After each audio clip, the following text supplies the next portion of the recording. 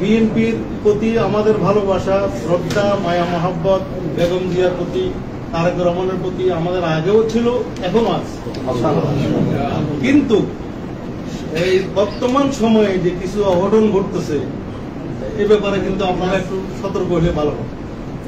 বিশেষ করে ঢাকায়, আমি কোন নেতার নাম বলতেছি না, একজন নেতা যিনি বেশি বাড়াবাড়ি করতেছেন, নিজেই বলতেছেন আমি নিজেই শপথ বাক্য পাঠ করে ফেলব, নিজেই আমি ক্ষমতা দখল করব, কোন নির্বাচন লাগবে না। এগুলো তো অতিরিক্ত বাড়াবাড়ি, এগুলো আপনারা একটু মাথায় রাখবেন।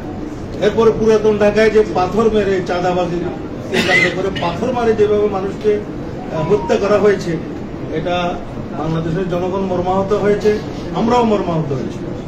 2-4 দিন আগে আমাদের চট্টগ্রামের রাউজানের যে ঘটনা, আপনারা বিএনপি আপনাদের যারা কর্ণধার, যাক এখন আপনারা এখানে এসেছেন, আপনারা তো আরো এর চাইতে বড় মুরব্বী, বড় কর্ণধার, আপনাদের এগুলা অনুরোধ করতেছি এগুলো বিবেচনা করার জন্য। এই যে চট্টগ্রামে রাউজানে যে ঘটনা ঘটেছে, এই বিএনপি এগুলো তো আমরা কামনা করি বিএনপির পক্ষ থেকে, এগুলা কিভাবে সুষ্ঠু তদন্ত হয়, সুন্দর হয় এবং ভবিষ্যৎ পথ চলার যেভাবে ভালো হয় আমরা এটা কামনা করি।